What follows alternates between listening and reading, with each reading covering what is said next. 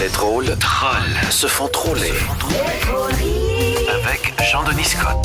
Jean-Denis, c'est un grand soir de célébration, de recueillement aussi au centre-ville de Montréal en mémoire de Carl Tremblay des Cowboys. Oui, il était 15 000 personnes réunies au Centre Bell hier soir. On a rendu hommage à celui qu'on considérait un peu comme notre ami, notre vieux chum, Carl Tremblay. Très émouvant. On n'avait pas vu autant de gens pleurer au Centre Bell depuis la dernière game du Canadien, finalement, mais c'était pour des raisons différentes. D'ailleurs, je lisais un bilan du quart de saison où on dit que le Canadien avance à pas de tortue. Je dirais plus que c'était pas de torture, personnellement, mais ça, c'est un autre sujet. Si on revient à l'hommage au grand Carl Tremblay, il y avait plusieurs politiciens qui étaient présents. Hier soir, la mairesse de Montréal, Valérie Plante, on l'a vu émue en entrevue. Je ne sais pas si elle a pleuré pendant le show, mais comme elle est habituée de perdre le contrôle sur à peu près tout ces temps-ci, j'imagine que oui. Dans le cas du premier ministre François Legault, il était là aussi. Il avait l'air pensif un peu en sortant de là. Mais ça, c'est pas parce qu'il avait de la peine, c'est parce qu'il était pas habitué d'aller dans des amphithéâtres pour assister à des événements qui coûtent moins de 5 millions de dollars. Fait que ça, c'était du nouveau pour lui, honnêtement. Kings. Lui, 500 piastres, il trouvait ça quand même un beau prix pour les billets, si c'est ce qu'il a payé. Sinon, l'autre grosse nouvelle, c'est que les 420 000 syndiqués représentés par le Front commun vont entamer une nouvelle séquence de grève du 8 au 14 décembre. Et c'est assez drôle, s'il y a quelque chose de drôle là-dedans, c'est parce que le 8 décembre, c'est la journée mondiale du climat. Clairement pas la journée mondiale du climat de travail, cela dit, mais le 14 décembre, sais-tu c'est la journée mondiale de quoi, Alexandre? Non, je sais pas. C'est pas des blagues, c'est la journée mondiale de rien du tout. Il y a vraiment un nom pour cette journée-là. La journée mondiale de rien du tout. Quels progrès auront été faits d'ici le 14 décembre? Rien du tout. Oui, la journée mondiale de rien du tout. Ou la journée mondiale de ce qui justifie un voyage à Dubaï quand tu es président d'un syndicat en mouvement de grève. Ou la journée mondiale de ce que le CRTC va faire pour aider les médias traditionnels.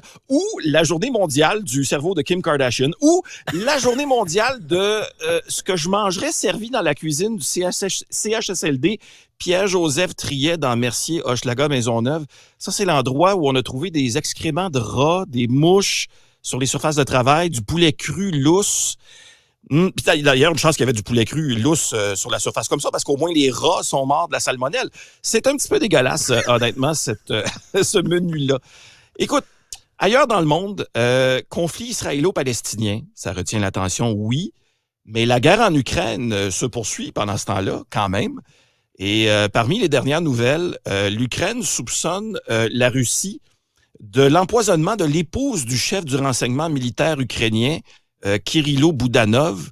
On sait que c'est un peu un modus operandi de la Russie de faire ça. Alors, la victime aurait connu un sort assez déplaisant.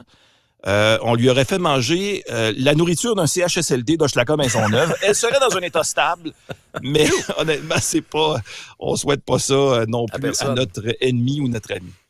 Parlant d'amis, Alexandre, le suspense est terminé. Gino Chouinard a une successeur, ton amie Eve-Marie Lortie.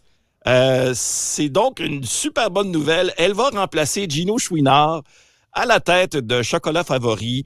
Et, non, excusez-moi, c'est à la barre de Salut Bonjour et non à la barre de Chocolat. TVA qui innove en remplaçant un homme par une femme pour le poste d'animatrice du matin.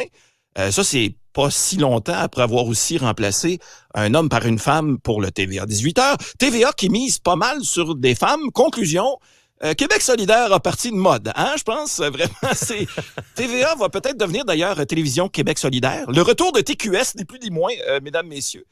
Je fais évidemment allusion à cette annonce faite par la formation politique qui stipule qu'advenant une élection partielle, les hommes, j'ai bien dit élection partielle, les hommes seront temporairement exclus du processus d'investiture de Québec solidaire pour laisser la place, et je cite, uniquement aux femmes ou aux personnes non binaires, question selon eux, d'atteindre la parité parmi une éventuelle députation. Le problème soulevé par plusieurs personnes, évidemment, c'est que il n'y aurait pas de parité parmi les candidats à une éventuelle partielle. Et ça, selon mes sources, et on termine là-dessus, il y a plusieurs personnes, notamment des papas, qui sont outrés qu'il n'y ait pas de parité. Outré, pas de parité. Outré, pas de parité. Outré, pas de parité. Outré, pas de parité. Au tube de l'été, ça. Oui, ça c'est clair. Merci beaucoup, mon cher. Salut, Alexandre. Jean-Denis.